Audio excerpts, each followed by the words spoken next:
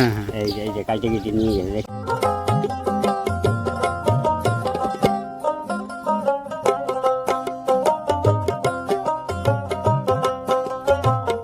প্রিয় দর্শক, নতুন একটি দিনের স্নিগ্ধতায় আর নতুন একটি গল্পে আপনাদের স্বাগত জানাই। আজ আমি আপনাদের এমন এক চেনা আঙিনায় নিয়ে এসেছি, যার পথ ধরে কতবার যে হেঁটেছি তার হিসেব হয়তো আমার জানা নেই। কতজন আছেন একসাথে? কিন্তু প্রতিবারই এই জনপদ আমাকে নতুন করে মুগ্ধ করে। বাংলার ঋতু বৈচিত্র্যের হাত ধরে এই বিলের প্রকৃতি এক এক সময় এক এক রূপে নিজেকে সাজিয়ে নেয়। কোনো এক জাদুকরের ছোঁয়া যেন বদলে যায় এর চারপাশ। চলুন আজ আমরা একসঙ্গে চোখ রাখি প্রকৃতির সেই চেনা রূপ বদলের ক্যানভাসে। দেখি সময়ের সাথে সাথে নিজেকে নতুন করে কেমন করে সাজিয়েছে এই মখমল গ্রাম।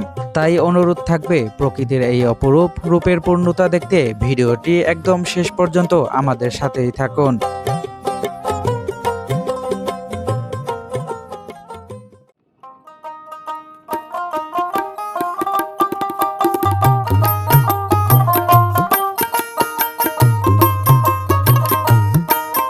মেঠো পথ ধরে যখন এই গ্রামের অন্দরমহলে প্রবেশ করছি, তখনই চোখে পড়ল এক অপরূপ ব্যস্ততা। মাঠে মাঠে এখন ফসল কাটার উৎসব, আর তারই এক টুকরো ছবি ভেসে উঠল রাস্তার ধারে। একটি টমটমে বোঝাই করা হচ্ছে কৃষকের সেই আজন্ম লালিত স্বপ্ন, কষ্টার্জিত সোনালী ধান। দৃশ্যটি দেখে মনটা কেমন যেন আটকে গেল, পা দুটো আর সামনে বাড়ল না। থমকে দাঁড়িয়ে দেখতে লাগলাম তাদের এই কর্মযজ্ঞ।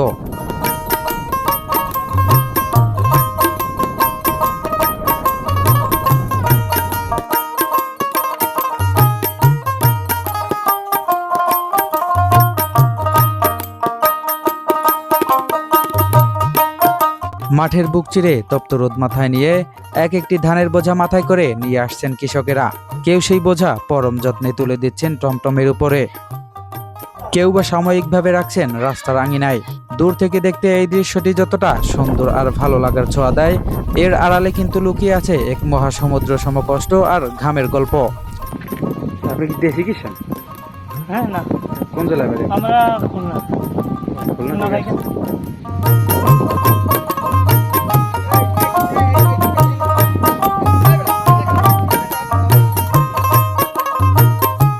কৃষকের সেই যাপিত জীবনকে খুব কাছ থেকে অনুভবের আশায় এবার আমি পা বাড়ালাম বিলের একেবারে বুক চিরে। দূর থেকে যে সোনালী ক্যানভাস চোখ জুড়িয়ে দিচ্ছিল, তার ভেতরেই এখন ধান কাটায় ভীষণ ব্যস্ত আমাদের কৃষকেরা। অবশেষে মেঠো পথ ছেড়ে আমি নেমে পড়লাম বিলের নরম জমির ভেতর। কয়েকদিন আগের ভারী বর্ষণের চিহ্ন এখনো লেগে আছে এই উর্বর পলি মাটিতে। পা রাখতেই পায়ের স্যান্ডেলটা হালকা ডেবে যাচ্ছে নরম কাদার গভীরে।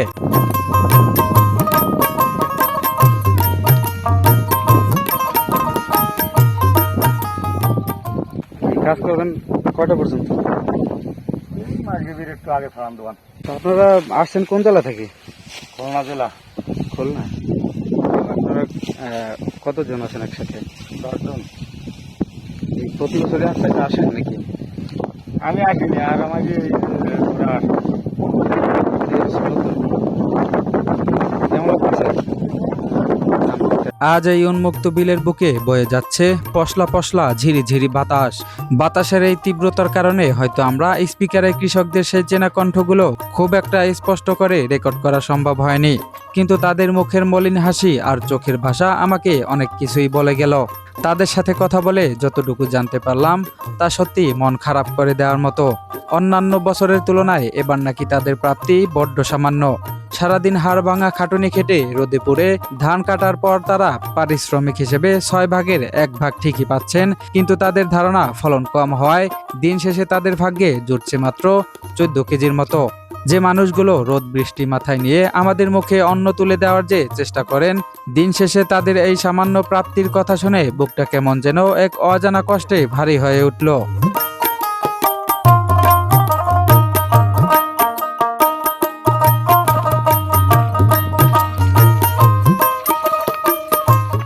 ধান কি ওই পানির মধ্যে থেকে আনলেন না?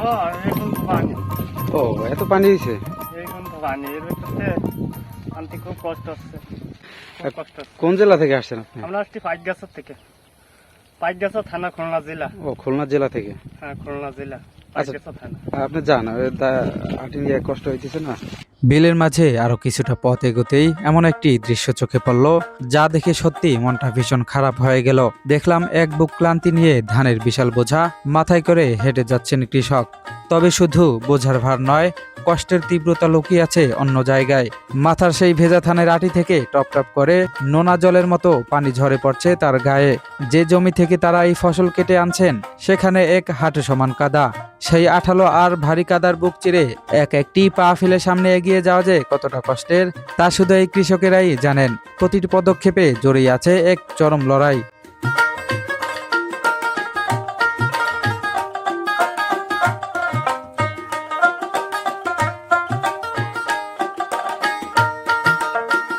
কিন্তু এই নির্মম কষ্টের চেয়েও তো জীবনের মূল্য অনেক বেশি। জীবন আছে বলেই মানুষ লড়ে যায়, জীবন আছে বলেই এত কষ্ট সহ্য করা। দিন শেষে নিজের পরিবারের মুখে এক চিলতে হাসি ফোটানোর যে এই যে তাগিদ, তার কাছে প্রকৃতির এই বৈরিতা আর হাঁটু সমান কাদাও যেন হার মেনে যায়।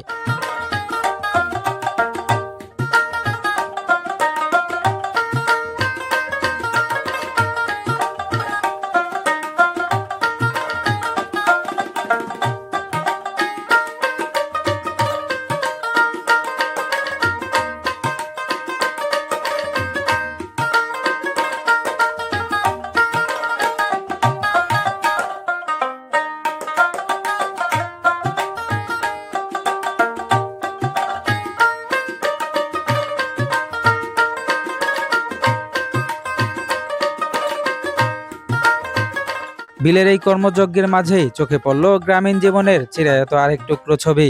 এক ভাই আপন মনে মাঠ থেকে টাটকা সবুজ ঘাস কেটে বোঝা বেঁধেছেন। বিলের এই উর্বর ঘাসই তার গোয়ালের পরম যত্নে লালিত অবলা পশুর আজকের আহার।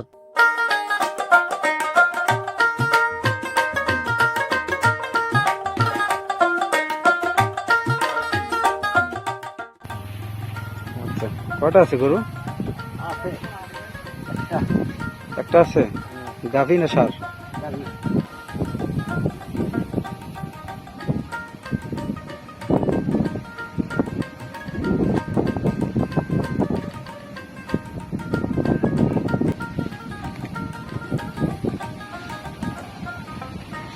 মাথায় করে সেই ঘাসের বোঝা নিয়ে তিনি ধীর পায়ে হেঁটে চলছেন তার গৃহকোণের পানে, যেখানে শুধু মানুষের অন্নের সংস্থান নয়, পরম মমতায় আগলে রাখা হয় ঘরের বোবা প্রাণীদেরও।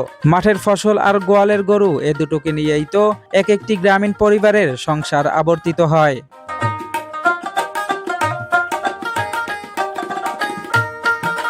বিলে সেই সদাগন্ধ আর কৃষকদের ব্যস্ততার ছবি ক্যামেরা বন্দি করতে যখন আমি ভীষণ মগ্ন, ঠিক তখনই বাতাসে ভেসে এলো এক চেনা মধুর কলকাকলি। চঞ্চল সেই ডাক শুনে আর এক মুহূর্ত দেরি করলাম না, পা বাড়ালাম সেই সুনিপুণ কারিগর বাবুই পাখির নিজের হাতে বোনা ভালোবাসার নীড় দেখতে। তাল গাছের পাতায় ঝুলতে থাকা সেই কাঁচা ঘরগুলোর দিকে তাকিয়ে আমি অপলক দাঁড়িয়ে রইলাম দীর্ঘক্ষণ।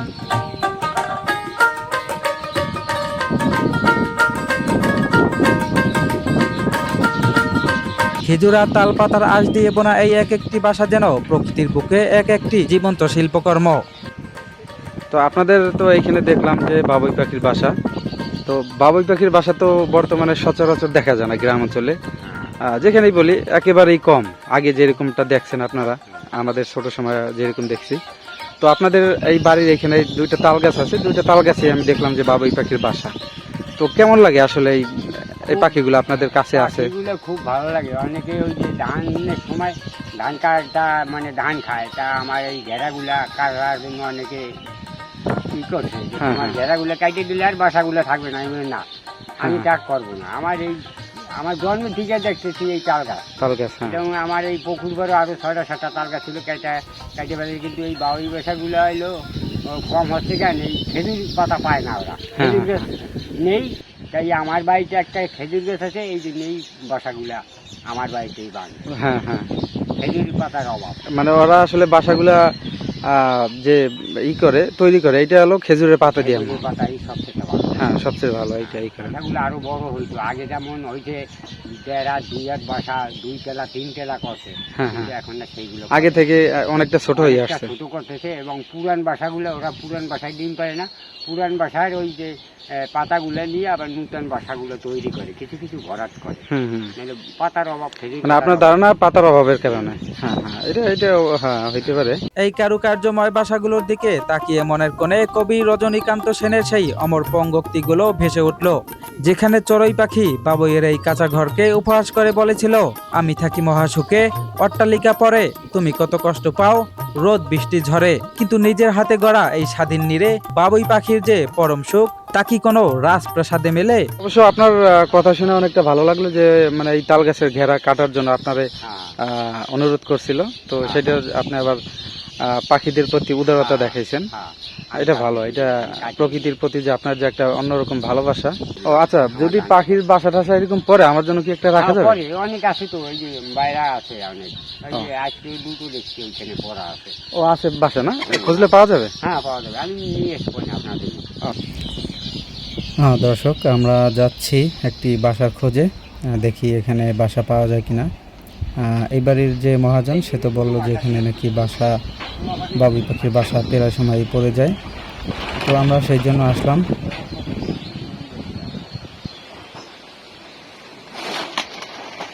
এই একটা বাসা। এই দেখেন বাসাগুলো অনেক ছোট করে, এই যে পুরান পাতা দিয়েও অনেক সময় যে নারকেলের পাতা দিয়েও করছে। আমার জীবনে মনে হয় প্রথম ধরলাম বাবুই পাখির বাসা। হ্যাঁ, তা আমি এই দুইটা নিয়ে যাই, হ্যাঁ নেন, সমস্যা হবে না তো? আরে আমরা এ দিয়ে কি করবো, অনেক ওই যে বই রয়েছে দেখছেন, হ্যাঁ হ্যাঁ। মোরা ঘেরার থেকে এইগুলো পুরান। মানে এই বাসাটা কি মানে পুরান দেখে এটা ফেলাই দেয় না, পড়ে যায়? ওরা পুরান বাসায় ডিম পারে না। ও আচ্ছা, এই বাচ্চার মানে এই বাসার মধ্যে কি বাচ্চা টাচ্চা থাকে না মাঝে মাঝে? আর না, থাকে বেশি ঝড় ঝাপট হইলে হ্যাঁ হ্যাঁ। ওই তালের পাতা থেকে, মানুষ না তো, ওরা তো পাখি, হ্যাঁ, কোনো অবশ্যই, রকম তো অবশ্যই। জড়াই ঠেরাই রাখে। ওই বেশি ঝড় ঝাপট হলে ঘেরায় ঘেরায় বাড়ি লেগে ওই পাতায় ওই বাসাটা পড়ে যায়। বাসাটা পড়ে যায়, হ্যাঁ। তখন বাচ্চা মাঝে মাঝে থাকে না? বাচ্চাও থাকে, ডিমও থাকে। তখন তা আমরা বাচ্চাগুলো ওগুলো যদি নষ্ট করি না, ওই গাছে গুছে বাইরে রাখি, তাও ওরা নেয় না। নিতে পারে না। হ্যাঁ হ্যাঁ, আসলে তো হাত নাই যে নিবে কিভাবে। হ্যাঁ, হ্যাঁ। শৈশব থেকেই মনের গহীনে একটা সুপ্ত শখ লুকিয়েছিল, আমার প্রিয় ঘরটিতে প্রকৃতির এক টুকরো ছোঁয়া ধরে রাখবো। গ্রামীণ ঐতিহ্যের সাথে মিশে থাকা আমার সেই চেনা ঘরের কোণে বাবুই পাখির এমন একটা সুনিপুণ বাসা ঝুলিয়ে রাখার ইচ্ছেটা ছিল বহুদিনের, কিন্তু আধুনিকতার যুগে বাবুই পাখির নিখুঁত কারুকাজ খচিত বাসা খুঁজে পাওয়া বড্ড কঠিন এক সাধ্য সাধনা।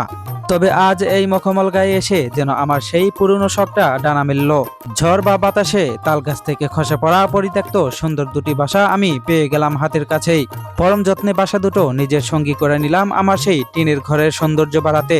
কিন্তু মনের ভিতর উকি দিল এক চিলতে কৌতূহল, আমাদের পূর্বপুরুষেরা বা আগেকার দিনের মানুষ এই বাবুই পাখির বাসাকে ঠিক কিভাবে ব্যবহার করতেন? এর পেছনে কি অন্য কোনো গ্রামীণ ঐতিহ্য লুকিয়ে আছে? সেই হারিয়ে যাওয়া ইতিহাসের গল্প শুনতেই এবার আমি কথা বলবো এই তাল গাছ ঘেরা বাড়ির পরম শ্রদ্ধেয় মালিকের সাথে।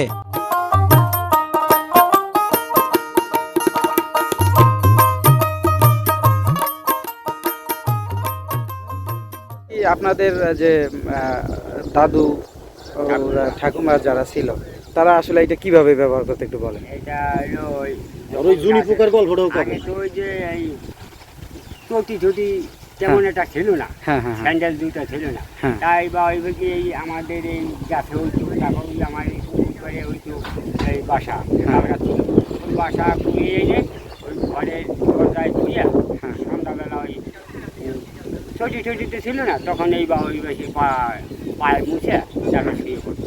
হ্যাঁ, পা তলাটা পরিষ্কার রাখতো আর কি, পরিষ্কার রেখে চটি ছিল না, এই আর কি দেখছি আমরা ছোটবেলায়। ছোটবেলায় ঠাকুরমা দাদুরা এই করছে। হ্যাঁ, আধুনিক যুগে চলে আসছি এই জন্য আমরা এখন আর এইগুলোর ব্যবহার নাই। ব্যবহার নাই বা সেই আদরও নেই। হ্যাঁ, আর বিষয় হচ্ছে যে মানে স্বপ্নের মতো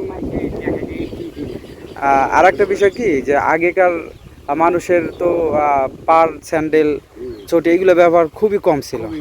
আর তখন আর কি তারা ঘুমানোর সময় এই সম্ভবত এইগুলাতে পাও মুইসা তারপরে ঘুমাইতে যাইতে, এরকম একটা কিছু হবে সম্ভবত না? আমি নিজে চোখে তা দেখছি। হ্যাঁ এবং আমরাও ছোটবেলায় ঠাকুরমার সাথে এটা এই কাদা বসে এটা ব্যবহার করছি। মুছে ঠাকুরমার কাছে দিয়ে শুয়েছি। হ্যাঁ হ্যাঁ। যাক, ধন্যবাদ। যতটুকু সম্ভব এই যে ঐতিহ্য, এই যে স্মৃতি, এইটা ধরে রাখার চেষ্টা করবেন। আর শুধু আমি না, যারা বিশেষ করে আপনার প্রকৃতি যারা পছন্দ করে, বাবুই পাখিকে যারা ভালোবাসে, প্রত্যেকটা মানুষের থেকে আপনি ভালোবাসা পাবেন সারা জীবন। আপনার পছন্দ করবে যে আপনি যে এই যে এইটা ধরে রাখছেন, মানুষের কথা শোনেন নাই, গাছগুলো কাটেন নাই, এটা মানুষ অনেক ভালো বলবে। তো এইটা ধরে রাখার চেষ্টা করবেন। অনেকে আমার বলে তোমার এই তাল গাছের ঘেরাগুলো কেটে ফেলাও বা আমরা কাটি। হ্যাঁ। আমি যে আমার তিনগুলো নষ্ট হয়েছে, তবু আমি এই কাটি তারাই না। এই দেখেন, এই যে পাতাগুলো, হ্যাঁ হ্যাঁ এই যে কাটে কেটে নিয়ে গেছে, দেখেন ওদের ঠোঁটে কি ধার, হ্যাঁ। প্রচুর ধার। এই দেখেন, এই যে এত নিচু গাছ, তাও ওরা ভয় পায় না আমাদের। মানে যখন বাড়িতে আপনারা কেউ থাকেন না, থাকেন না কেন, আমি এইখানে বসে বসে দেখি ওদের নিতেছে। ওরা ইচ্ছা মতন কেটে নেয়, ভয় পায় না। ভয় পায় কেন না। আমরা তো সবসময় দেখি, আমি রাতের বেলা লাইট মারিয়ে দেখি যে কীভাবে ঘুমায় ওরা, কি হ্যাঁ, করে না করে, সবসময় আমি মানে ওদের সাথে আপনাদের সাথে একটা অন্যরকম ভালোবাসা হয়েছে।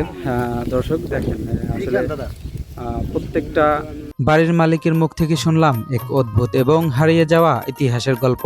আগেকার দিনে যখন মানুষের পায়ে চটি বা স্যান্ডেল পরার তেমন চল ছিল না, সারাদিন মাঠে ঘাটে কাজ শেষে রাতে ঘুমাতে যাওয়ার আগে পায়ের তলার মাটি পরিষ্কার করার জন্য নাকি পরম যত্নে ব্যবহার করা হতো এই ফেলে যাওয়া বাবুই পাখির পরিত্যক্ত বাসা। খড়কুটো আর তন্তুর এই শক্ত বাঁধনে যেন ছিল প্রকৃতির তৈরি এক চিরন্তন এসকাবার। ভাবলে অবাক হতে হয়, কেমন ছিল আমাদের পূর্বপুরুষদের সেই অতি সাধারণ জীবনযাপন, যেখানে বনের পাখিরা খাঁচায় বন্দি কোনো বিনোদন ছিল না, বরং তারা ছিল মানুষের পরম প্রতিবেশী। মানুষের প্রয়োজনে পাখি আর পাখির আশ্রয়ে মানুষ। কি এক দারুণ আত্মিক বন্ধুত্ব লুকিয়েছিল এই বাংলার বুকে। কিন্তু সময়ের নিষ্ঠুর পরিবর্তনে প্রকৃতির এই অমূল্য সম্পদ আজ হারিয়ে যেতে বসেছে। এই শাশ্বত সৌন্দর্যকে যদি আমরা আজ সযত্নে ধরে রাখতে না পারি, তবে অচিরেই ধ্বংস হয়ে যাবে আমাদের এই চিরচেনা রূপসী বাংলা। তাই আসুন আমরা সবাই সচেতন হই, ভালোবাসার হাত বাড়িয়ে দেই প্রকৃতির এই নিখুঁত শিল্পের প্রতি, আগলে রাখি আমাদের এই সোনালী অতীতকে। প্রকৃতির এই রূপ বদলের গল্প আজ এখানেই শেষ করছি। দেখা হবে হয়তো নতুন কোনো চেনা আঙিনায়, নতুন কোনো গল্পে। সেই পর্যন্ত সবাই ভালো থাকুন, সুস্থ থাকুন। আল্লাহ হাফেজ।